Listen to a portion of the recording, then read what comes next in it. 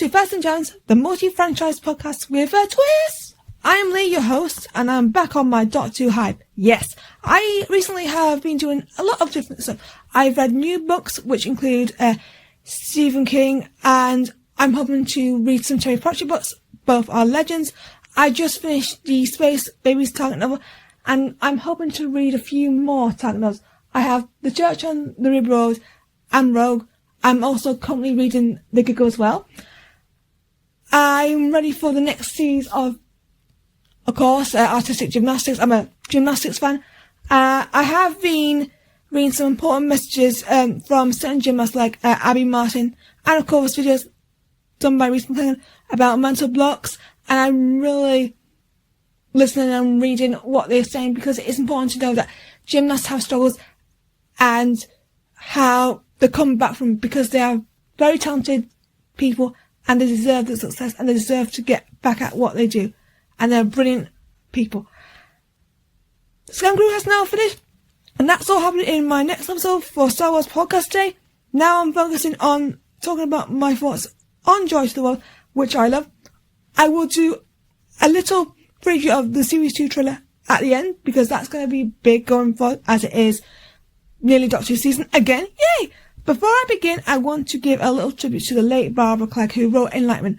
Barbara was part of the first all-female writer-director duo in the franchise, alongside film comments in Enlightenment, of course. I will miss Barbara, but never forget the impact she made. Rest in peace, Barbara. Let's get started on Joy to the World. Joy to the World is definitely a welcome surprise, and I was a bit concerned because I thought it was going to be that generic episode that was good and okay, playing it safe as well. But in fairness, a lot of these safe stories are actually hits. I know this might be unpopular, but I love the Battle of Ranskow, of course, Space Babies and Snoga Conundrum. They don't deserve the hate. I get why, but I just enjoy them. Joy is different and brings this emotional appeal alongside the usual aspects that I love. Moffat's antics, raging at Corporation, which is going to be a warm-up for Series 2. Oh, can't wait for that. Big fan of Ncuti Gatwa's 15th Doctor. I feel Ncuti is getting better every episode. He is different to all the other Doctors, and the fact that Stephen understood the groundwork Russell T Davies had set with him being flamboyant. Good work. That is so good. And I like that, because that's who he is. 15's flamboyant, and he's out there. I love emotional 15. One of my favourite aspects of this era. The reason it works is sometimes it can be seen as a sign of weakness, which of course is a sign of vulnerability, and he is in tears multiple times in this episode, and he deserves compensation, as Jackie Tyler says. I think the most notable is when he says goodbye to Anita Benn, and this is where I'll rant on Tecton for their damages and liability. I feel for him, as he's been through a lot, and 12 and 13 would know that, and rightfully so. Even the water as well. That is not okay, and it's a criminal offence, Tecton. I like the fact that we saw him do human stuff. That was brilliant. Another thing that we see is another Moffat trait with Capaldi's tenure, who I also love. Manipulation. Ncuti does something similar, and he delivers like Peter would do. It's tough, but he succeeds, and that leads to another beautiful performance from Ncuti. Dairy Girl Nicola Collin, who also delivers a brilliant performance.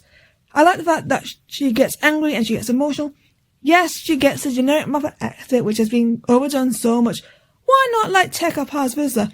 However, Moffat finally gets it right for Nicola, like my favourite companion, or one of my favourite companions, Clara Oswald, as it suits her character and rectifies her past in a star form, which I will explain soon. Stephanie Wally is a newcomer, and she plays Anita Benn, the hotel manager of the Sandringham Hotel. She spends the year with the Doctor, as I said, is working in the hotel until the doors reopen, so he can get back to the hotel and save Joy. I love Steph's performance. She has the Neil effect, who I love in Scam Crew, and he has his highness, Neo Nation proud. I like how emotive she gets when she says goodbye to the Doctor, and then gets a potential job offer, which could be a foreshadowing of her future. I like what Steph did, and she did a really great performance, and I still think she deserves a lot of love.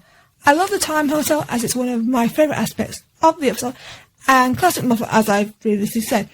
There is a variety of side characters like Manager Miller and Trev, the security guy. I love the performances from Jonathan Harris and Joe Fry.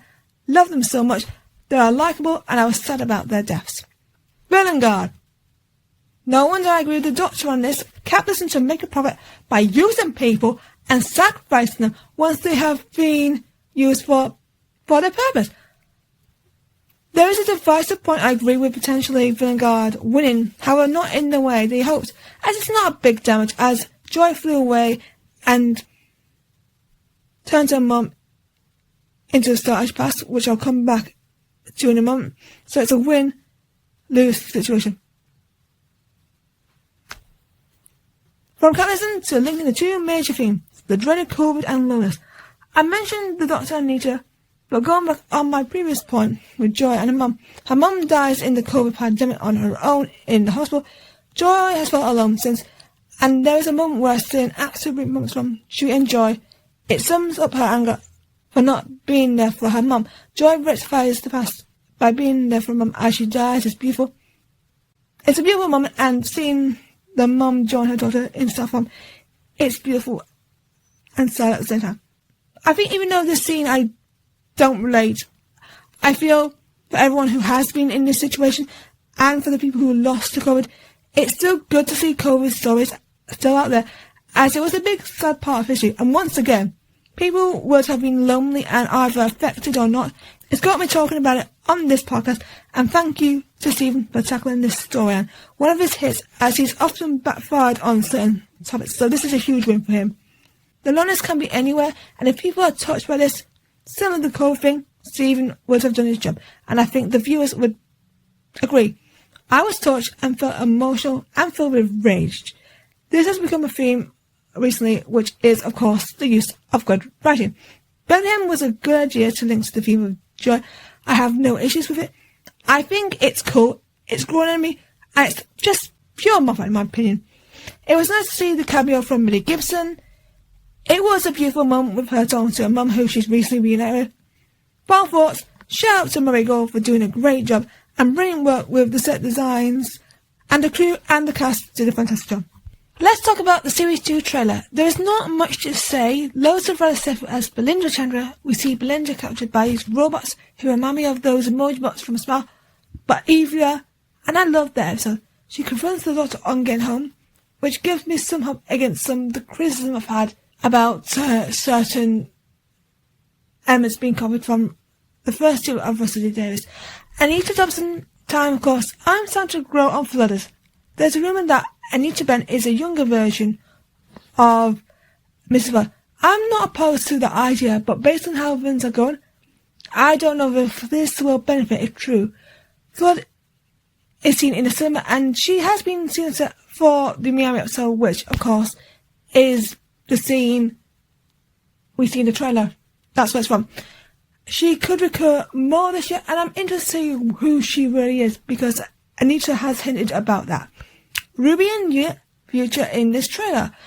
Not much, and I won't say much on some of the things I've heard, but I'm going through a thought process currently, but I'll explain that in the future. Chewie is rocking the costumes as usual, and that's what makes them individualised, and I'd rather have them like that.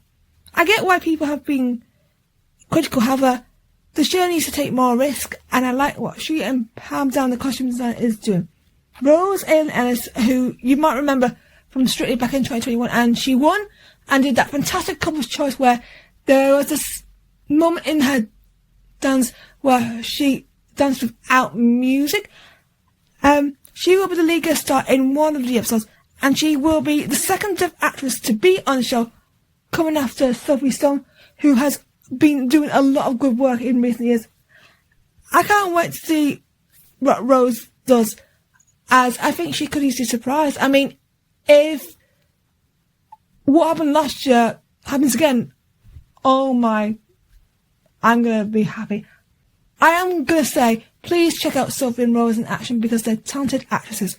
That's it for now, but you have to wait till the Series 2 preview for more discussions. And Season 2 is coming out in spring. I hope you enjoyed this episode. Did you love George the World? And are you excited for Series 2? Comment down below or present you on social media. Quick reminder that the next episode will be Star Wars Podcast Day, and that's going to be on Skeleton Crew. So please get ready for that, because that's going to be a good one. Also, I might have a 5-minute review on that day. Woo! Also, Skeleton Crew themes, so stay tuned. Thank you for listening, and I'll see you in the next episode. Goodbye, everyone.